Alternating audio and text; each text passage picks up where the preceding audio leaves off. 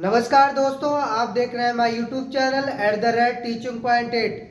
आइए आपका एक नई वीडियो में स्वागत है। और आज हम चैप्टर की शुरुआत समांतर श्रेणी से कर रहे हैं बच्चों।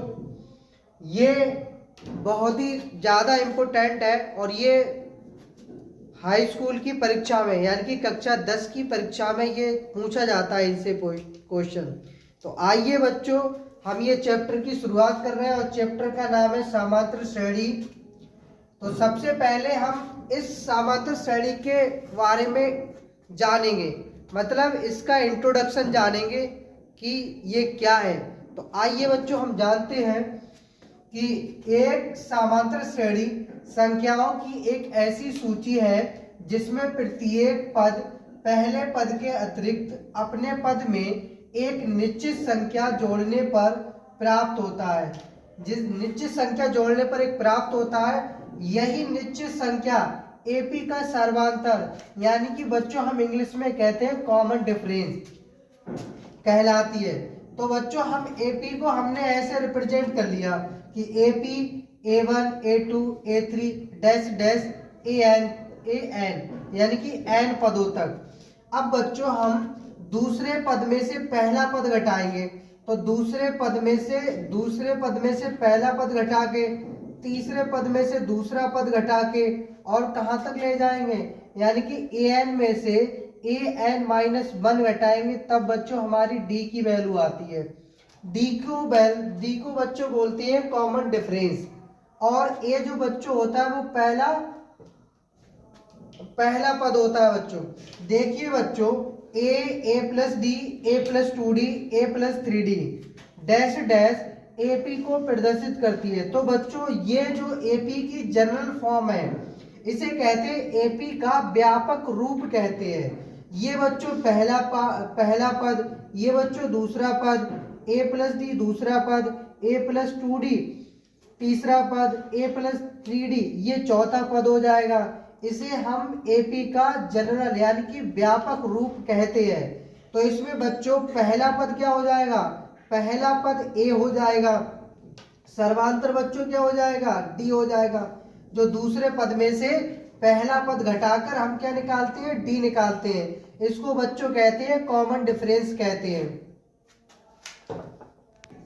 हाँ आइए बच्चों, अब हम एक्सरसाइज शुरू करते हैं। एक्सरसाइज 5.1।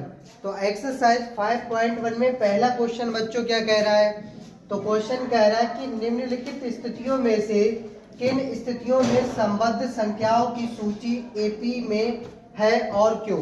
हमें ये निकालना है, ये क्वेश्चन है, इसमें ये पूछ रहा है कि हमें ये स्थिति जानना है कि जब इसको सॉल्व करेंगे क्या ये एपी में होगा या नहीं।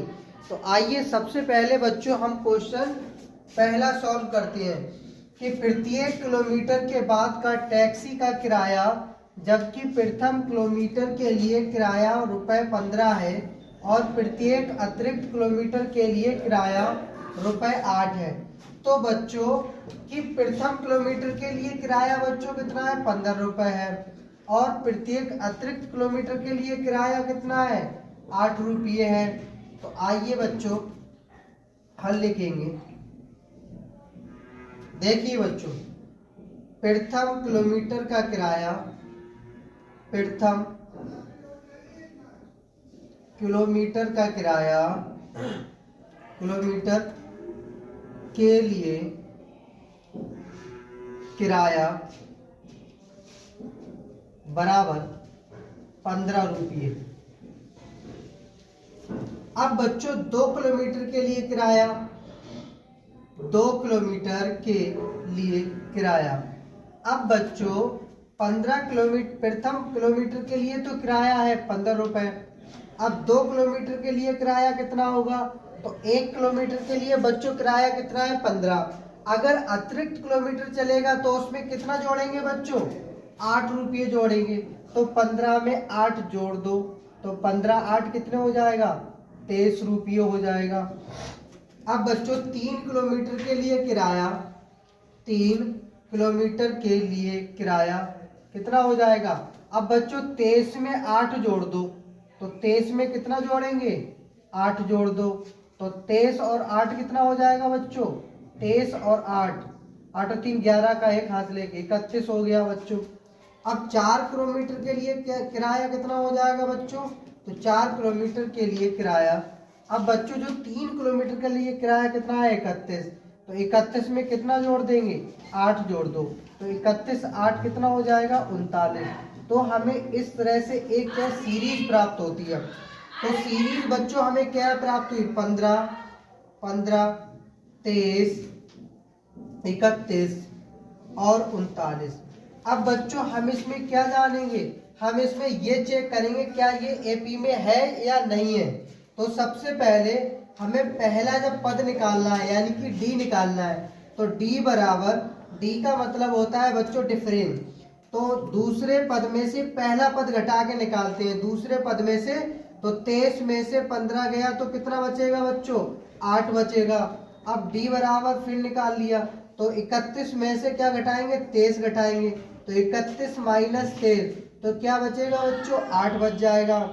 इसी प्रकार डी फिर निकालते हैं, तो 39 में से क्या घटेगा? 31 घटेगा, तो 39 में से 31 जाएगा, कितना बचेगा? 8 बचेगा। तो बच्चों हम इस तरह से क्या सीख पाए? तो हम लिखेंगे अतः क्रमागत पदों में अंतर, क्रमागत पदों में अंतर समान है, समान है। अतः यह सूची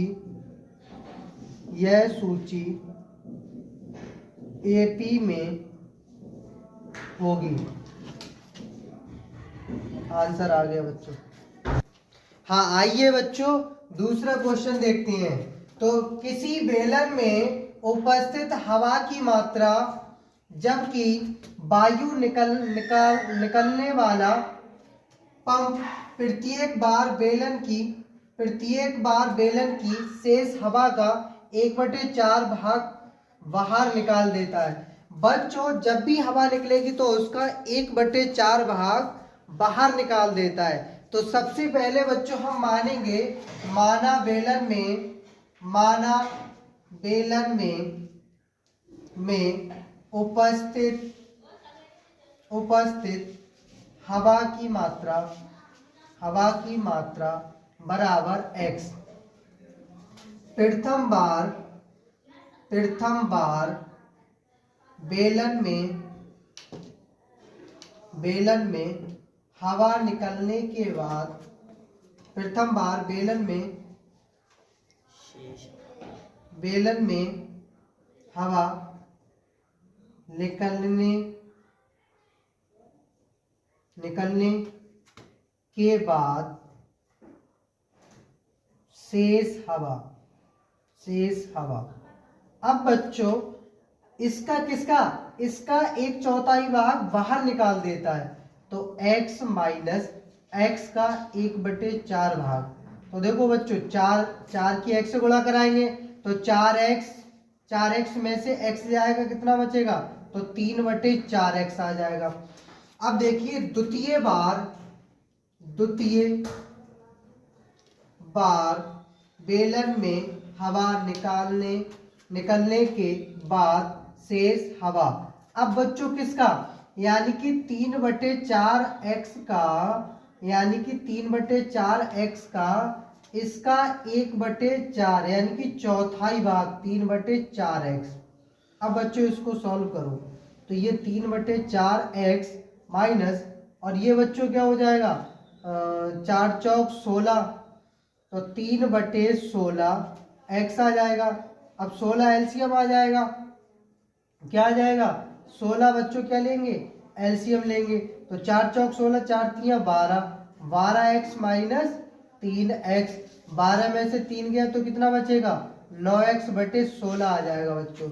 अब देखिए द्वितीय बार निकाल लिया, तो हम तीसरी बार में निकालेंगे कि तीसरी बार बेलन में हवा निकलने के बाद शेष हवा, ठीक है, तो शेष हवा, तो 9x/16 माइनस इसी का 1/4 भाग 1/4 और 9/9x/16।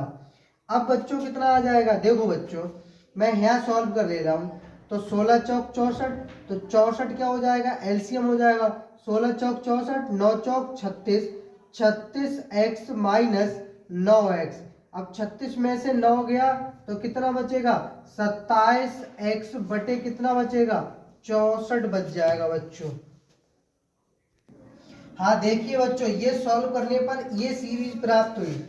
अब बच्चों हम क्या निकालेंगे, हमें निकालना है डी। तो डी कैसे निकालते, तो डी बराबर दूसरे पद में से पहला पद घटाकर, इसमें से ये पद घटाकर, तो 3/4 x माइनस एक्स।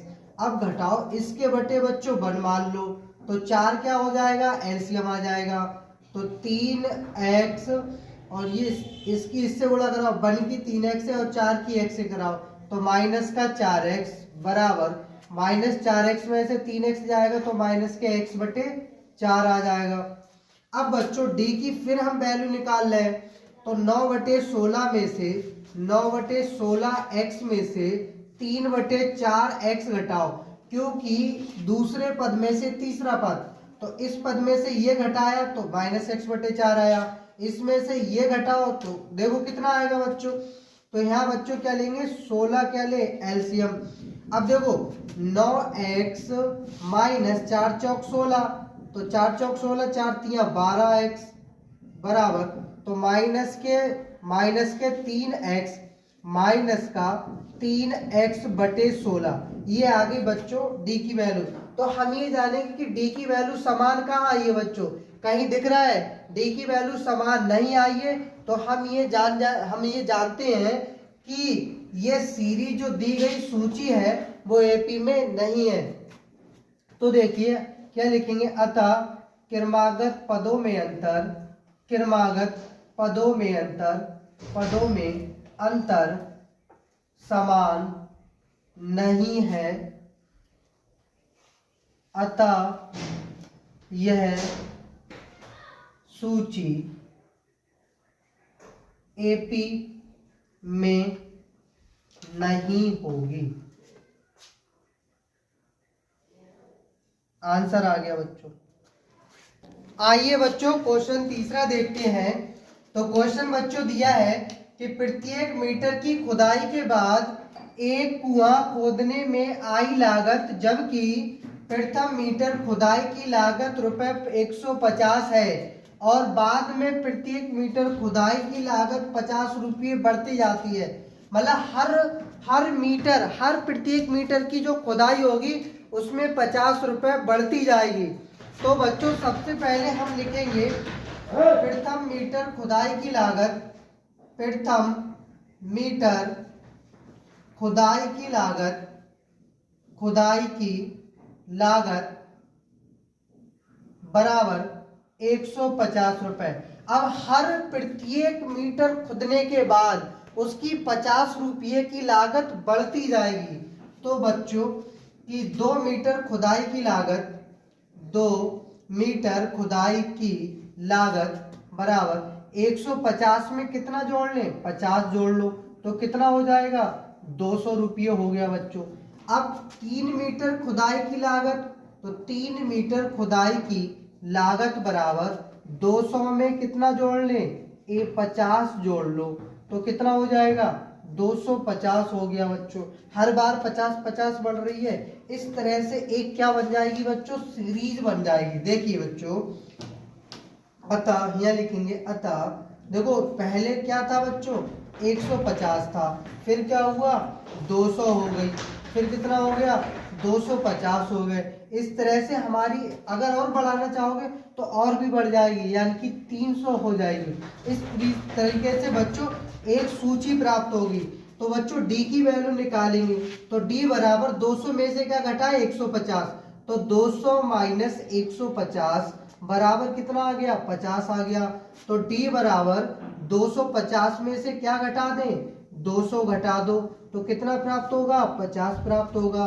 फिर d में से कितना घटा दें, यानी कि 300 में से कितना घटा दें बच्चों, 250 घटा दें, तो कितना प्राप्त होगा, 50 प्राप्त होगा। तो क्या लिखेंगे बच्चों, हम लिखेंगे अतः क्रमागत पदों में अंतर समान है। अतः यह सूची एपी में होगी। आंसर आ गया।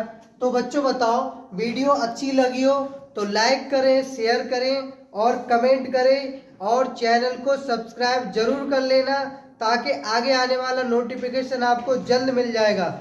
थैंक यू बच्चों।